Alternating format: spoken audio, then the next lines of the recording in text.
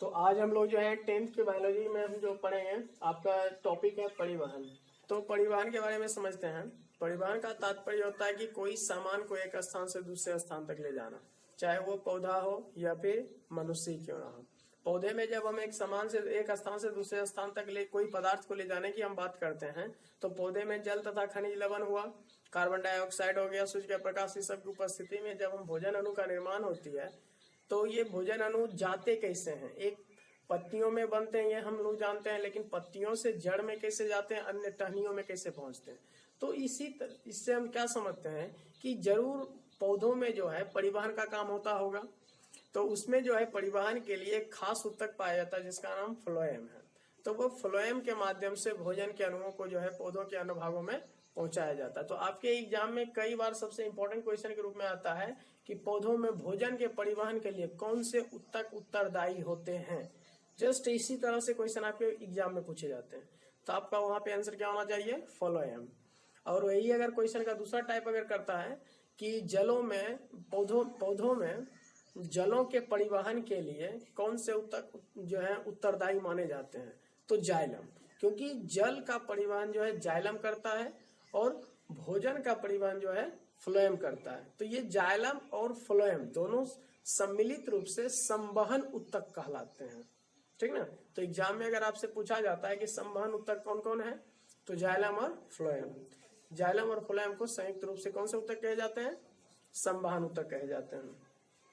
तो बच्चों आज हम जो देखे हैं कि ये पौधे की जब हम बात करते हैं, उसके बाद अगर मनुष्य में चले जाते हैं तो मनुष्य में भी परिवहन होता है।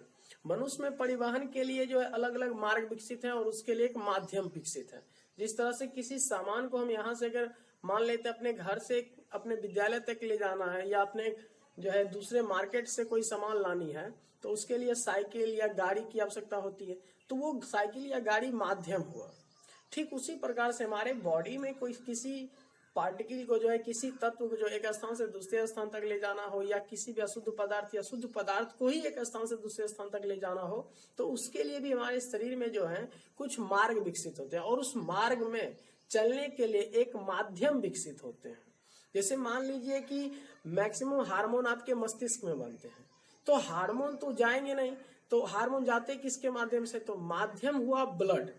वो ब्लड में जाके डोनेट छोड़ देता है और ब्लड क्या करता है? पूरे बॉडी में उसको सर्कुलेट कर देता है। और ब्लड ये माध्यम हुआ, लेकिन वो उसके लिए माध्यम के लिए मार्ग की जरूरत है। तो मार्ग क्या होगा? तो मार्ग आपका होता है धमनी। ये जो आप देखते हैं, ये जो है ये मोटा वाला जो ये, तो मैंने आपको बताया कि ये धमनियों के माध्यम से शुद्ध रक्त, ये मोटी वाली जो देख रहे हैं पेशियां, यही जो त्वचा की गहराई में ये पाई जाती है। और इसमें जो है ब्लड का जो है सर्कुलेशन जो होता है वो फास्ट होता है, एक दबाव के साथ होता है। तो ये क्या मैंने बताया कि ब्लड एक माध्यम है, लेकिन माध्यम के लिए रास्ते चाहिए, और वो रास्ता क्या है? तो वो धमनी है। तो इस तरह से आप देखते हैं कि हमारे जो है अस्थि मज्जा में ब्लड का निर्माण होता है, लेकिन वो ब्लड वहां से बनने के बाद हमारे हृदय में जाता है, और हृदय जो है systolic pressure and diastolic pressure के द्वारा दबाव बनाती है, जिसके कारण पूरे शरीर में धमनी एवं शिरा के माध्यम से शरीर में पूरे शरीर में ब्लड का सर्कुलेशन होता है। धमनी के द्वारा जो होता है शुद्ध रक्त शरीर में जहां एक स्थान से दूसरे स्थान तक पहुंचती है, तो वहीं शिरा के माध्यम से अशुद्ध रक्त जो है शरीर के विभिन्न भागों से हृदय तक लाया जाता है, और हृदय उसे फेफड़ा में भेज के शुद्ध होने के लिए फेफड़ा और जो है किडनी में भेज देता है फिल्टरलाइज होने के लिए, जहां पे उससे कार्बन डाइऑक्साइड निकाल दिए जाते हैं। ब्लड में सम्मिलित अन्य टॉक्सिन्स, अशुद्धि पदार्थ या जहरीली पदार्थ जो होते हैं उसको अलग कर दिया जाता है, और उसके बाद जो है अशुद्ध बाकी बचे रक्त को फिर से हृदय में लाके ऑक्सीजन युक्त करके उसे शुद्ध किया जाता है, और फिर से उसे जो है पंप कर दे। तो इस तरह से इसमें दो प्रक्रियाएं होती है। एक ही ब्लड को शरीर में 2 बार सर्कुलेट होना पड़ता है। तो आप समझ सकते हैं, ना सिर्फ ब्लड बल्कि आपके शरीर में जो हार्मोन्स बनते हैं, हार्मोन का भी परिवहन ब्लड के माध्यम से होता है।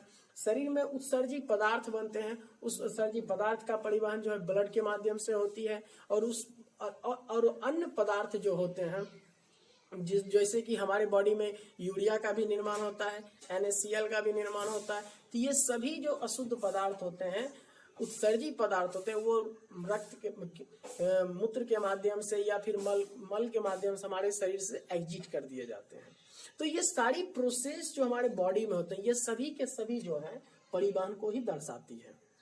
ठीक है, तो आप परिवहन में ये नॉर्मल आप फॉर्मली आप समझें, लेकिन और ज्यादा इसमें अगर हम डीपली अगर चलते हैं तो परिवहन के लिए जो उत्तरदायी अंग की बात करते हैं तो उसमें सबसे पहले आपका आता है हृदय, हार्ट। हृदय जो है हमारे शरीर में परिवहन से रिलेटेड सबसे इंपॉर्टेंट भागों में से एक है। हृदय की एक आकृति जो होती है वो बंद मुट्ठी के समान, जस्ट लाइक वे, इस वे, ठीक है ना, ऐसा होता है। और ये एक प्रकार की मांसल संरचना होती है। हृदय में जो है अस्थियां नहीं पाई जाती है बल्कि ये मांसल संरचना होती है। और ये जो है शरीर के बाएं हिस्से यहाँ पे होता है। और जब आप इसकी एक हार्ट बीट होती है, इसकी हार्ट बीट को आप जब सुनेंगे तो ये लबडब, हार्ट बीट की अपनी एक साउंड होती है, लबडब लबडब लबडब करके।